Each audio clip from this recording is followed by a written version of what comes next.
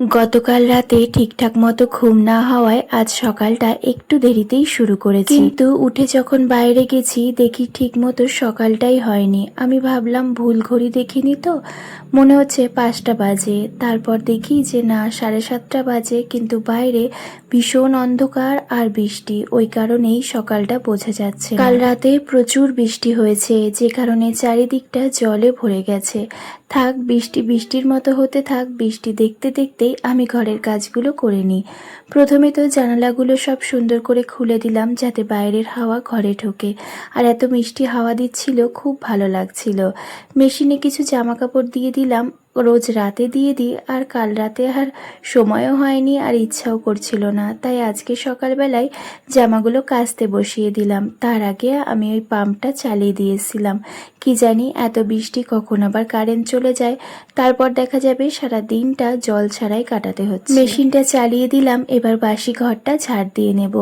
আর দেখো, এই ওয়াশিং মেশিনটা যদি না থাকতো তাহলে এই জামা কাপড়গুলো আমার এখন হাতে কাচতে হতো, তাহলে আরও কত খাটনি হতো বলো তো। যে কারণে আমি ওয়াশিং মেশিনটা আমার বরকে বলিয়ে আনা করিয়েছিলাম, তা তো নষ্ট হয়ে গেল। নষ্ট বলতে ঠিকই আছে, এখনও চলতো কিছুদিন, কিন্তু ওই যে একটু ডিস্টার্ব করায় আমার বর আর সেটা চালাবে না, তাই নতুন কিনে নিল। পাত্র সাইরে থাকতে ওয়াশিং মেশিন আমার কাজে লাগেনি, তাই তখন আর মেশিনের গুরুত্বটা বুঝিনি। তখন তো লক্ষ্মীদি ছিল জামা কাপড় কাচার জন্য, কেচে দিত আর আমার ঘর টর মোছা ওগুলো করে দিত। তো তখন অত প্রেশার ছিল না, আমি শুধুমাত্র রান্না করতাম আর কৃষকে দেখাশোনা করতাম। আর এখন তো ধরো সব কাজই করতে হয় একা হাতে। এখন বুঝি একা হাতে কাজ করতে গেলে কিছু কিছু জিনিস দরকার হয়। আর ঘরে যদি ছোট বাচ্চা থাকে তাদের জামা কাপড় তো রেগুলার কাচতে হয়। আমি সেই ছোটোর থেকে জানো তো কৃষকে যে জামা একবার পরিয়ে দিই, সেই জামাটা আর দ্বিতীয়বার ওকে গায়ে দিই না, না ধুয়ে। আর জানো তো, সারাদিন এত কাজ করি বলে বাবা আমাকে মাঝে মধ্যেই বলে, তুই একদিন বাদে বাদে ঘর মুছতে পারিস, রোজ কেন ঘর মুছতে যাস, কষ্টটা বেশি হয়। কিন্তু ওই যে অভ্যাস হয়ে গেছে, তারপরেও ভাবি বাচ্চাটা সারাদিন মেঝের মধ্যে খেলা করে। তো মাঝে মাঝে খেলা করতে করতে তোমরাও দেখেছো ও মেঝেতেই শুয়ে পড়ে। আমার বরের কথা তো বাদই দাও, তাই জন্য চেষ্টা করি ঘরটা যাতে প্রতিদিন ভালো করে মুছে দেওয়ার, ফিনাইল ডেটল এগুলো দিয়েই মুছে দিই। আজকে স্নান করেই রান্নাঘরে চলে আসলাম। পুজোটা আর আজকে দেবো না আমি, আজকে আমার বরই পুজো দিয়ে দেবে। মাসের এই 5টা দিনই কৌশিকের একটু অসুবিধা হয়, অফিস যাওয়ার আগে পুজো দিয়ে তারপর যেতে হয়। যাকে যেভাবে পারে ওইভাবে একটু পুজোটা দিয়ে দেয়, তাও তো আজ আবার শ্রাবণ মাসের শেষ সোমবার। আমার বাবা ভিডিও কল করে দেখাচ্ছিল ওদিকে কত লোক জল ঢালতে যাচ্ছে। এখানে সেরকম কিছু দেখি না, হয়তো ভেতর দিকে গেলে এগুলো দেখা যাবে, কিন্তু এই আমরা যে জায়গাটায় রয়েছি এখানে সেরকম কিছু নেই। মন্দির আছে, তবে একটু ভেতর দিকে, সেখানে আর যাওয়া হয় না। আর যা বৃষ্টি হচ্ছে যাবই বা কি করে। গতকাল তো কৃষ বিছানা থেকে একদমই ওঠেনি, তবে আজ শরীরটা একটু ভালো লাগায় ও সুন্দর খেলা করছে। ওর শরীর যদি একটু ভালো থাকে ও আর বিছানায় শুয়ে থাকে না। কাল এতটাই খারাপ ছিল, ছেলেটাকে দেখে এত কষ্ট লাগছিল, ও সারাক্ষণ বিছানায় শুয়েছিল।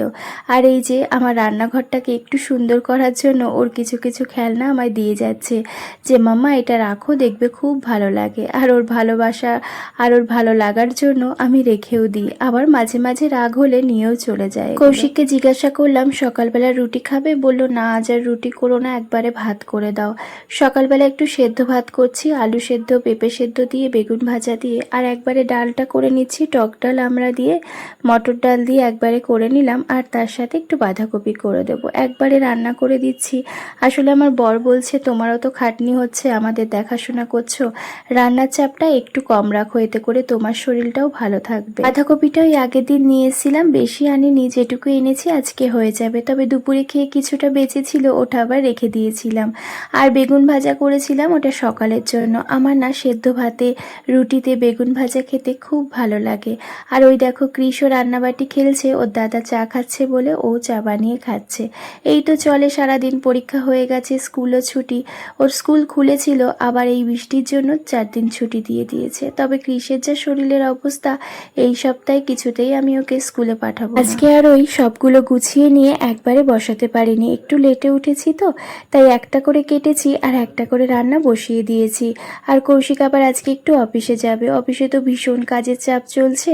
আমি বললাম যাও, যদি শরীর খারাপ লাগে চলে এসো, তবে ও আজকে সম্পূর্ণ অফিসই করে করেছিল, একটু শরীরটা ভালো ছিল, তবে ব্লাড টেস্টটা করে এসছে যেহেতু সকালে আবার জ্বর এসেছিল। বাইরে একদম ঝমঝমিয়ে বৃষ্টি পড়ছে আর আমি ঘরে রান্না করছি। আমার ভীষণ প্রিয়, জানো তো, বৃষ্টি হবে তার সাথে আমি রান্না করব। আর তার সাথে চলো আমি আমার ভালোবাসার কিছু মানুষের কমেন্ট পড়ে নিই। তনুজা সামন্ত দিদিভাই কমেন্ট করেছে, তোমাকে অনেক কমেন্ট করি, তুমি কোনোদিন পড়ো না, তোমাকে এত কিউট লাগে, সত্যি এত সুন্দর ইনোসেন্ট কোনোদিন দেখি। দাদা ভাই ভিডিও অফিসে কোন পোস্টে আছেন? আচ্ছা, অনেক ভালো লাগলো কমেন্টটা তোমার, আমি হয়তো তোমার কমেন্টটা মিস করে গেছি গো, সরি ওই জন্য। আর ও কোন পোস্টে আছে সেটা না আমি এখন বলতে পারবো না, আসলে ওর পোস্ট, ওর যদি কোনো অসুবিধা হয় সেটা আমি চাই না, তাই ও যদি কোনো দিন চায় অবশ্যই তোমাদের সাথে শেয়ার করবে। বর্ণালী ভট্টাচার্য দিদিভাই কমেন্ট করেছে, জানো প্রিয়া, তোমার দেখে আমিও বাজার থেকে ওই ছোট ছোট পুঁইশাক কিনেছিলাম, সত্যি একদম কচি ছিল, কি ভালো লাগলো খেতে, তোমার কথা মনে পড়ে গেল তাই। আর ক্রিস ভালো আছে দিদিভাই, তোমার কমেন্টটা খুব ভালো লাগলো। আমার বরকে একটু খাইয়ে দিই আর ওদিকে আমার ছেলেটা একাই খাচ্ছে। চলো তাহলে ভিডিওটা এখানেই শেষ করি, খুব ভালো থেকো তোমরা।